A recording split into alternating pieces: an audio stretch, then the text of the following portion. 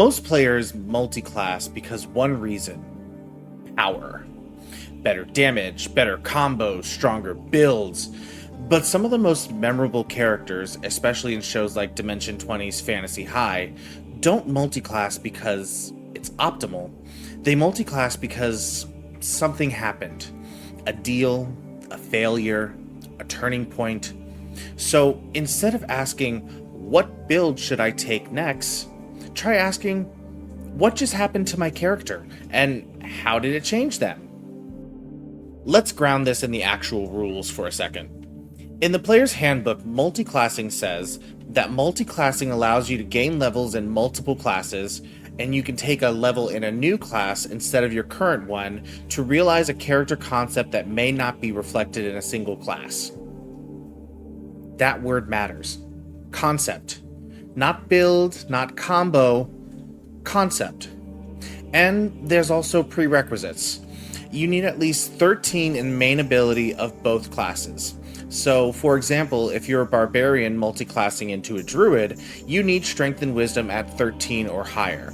That's not just a rule, that's the game quietly letting you know your character has to be actually capable of this shift. Here's where most players mess this up. They don't start with a character, they start with a build. With build first thinking, they think, I'm gonna go 2 levels warlock, then paladin, then sorcerer. That's cool. But why? RPG stands for role-playing game, not rule-playing game. What happened in the story to justify that? Usually nothing. The real problem is 3 things happen when you do this. First, you're planning a future your character hasn't lived yet. You don't know what's going to happen in the campaign, so you're locking in decisions before your character even earns them. Second, you ignore what the prerequisites are telling you. If your character suddenly shifts into something they have no connection to, it feels off because it is. And third, your character feels worse to play.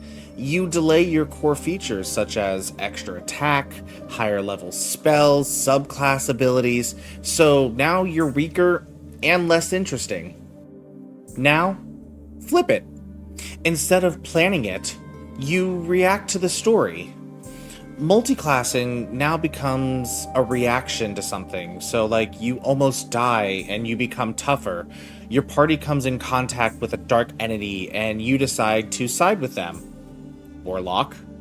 You nearly die and your character finds faith and you become a cleric. Or you engage in battle with a weapons master and now you want to learn martial weapons, so you become a fighter.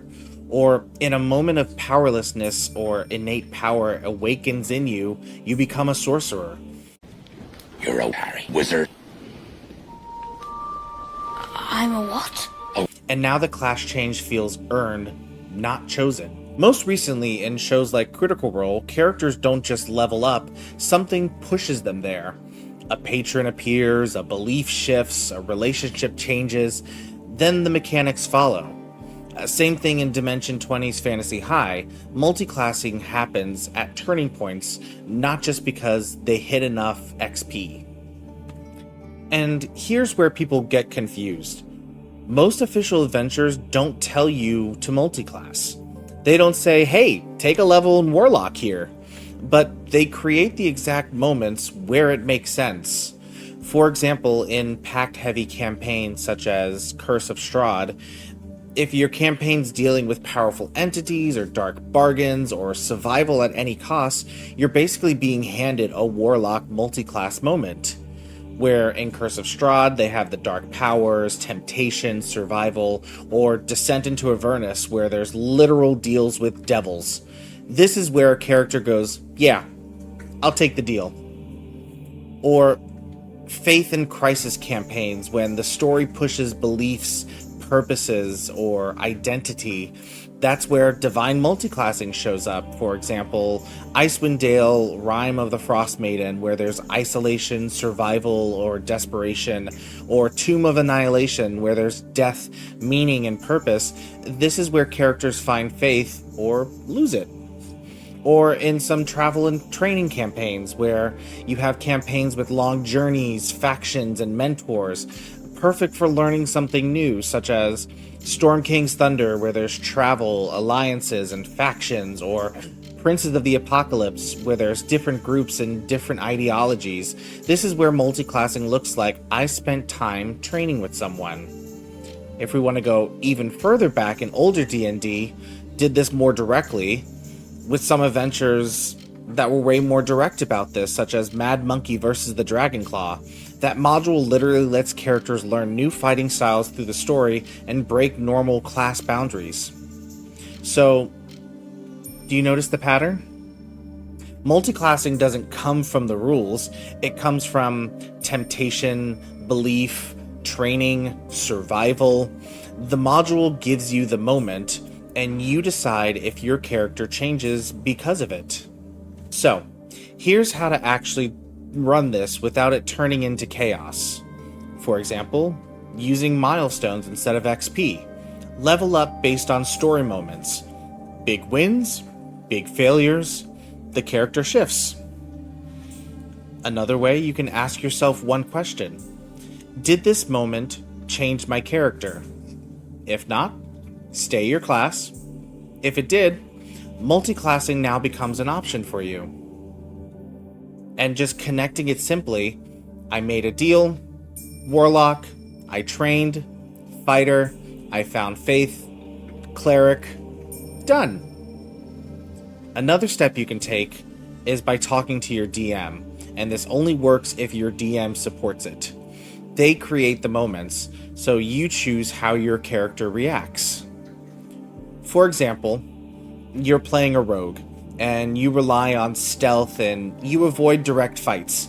Then one session, you mess up bad. You get caught, your party almost dies, and afterward your character decides, I never want to feel that powerless again. Next level, you take fighter.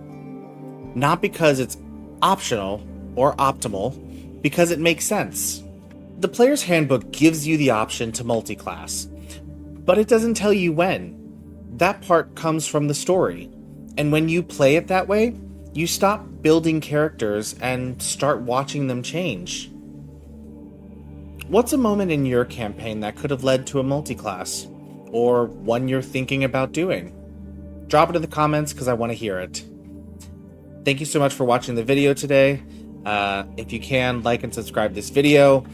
Follow me over on my Instagram, which is yay.and.d, and also follow me over on my Etsy store, where you can find my one-shot Last Light at Beacon 12, as well as Quest Log and RPG Productivity Planner. And for today's dice of the day is this purple resin glitter D20. Happy rolling!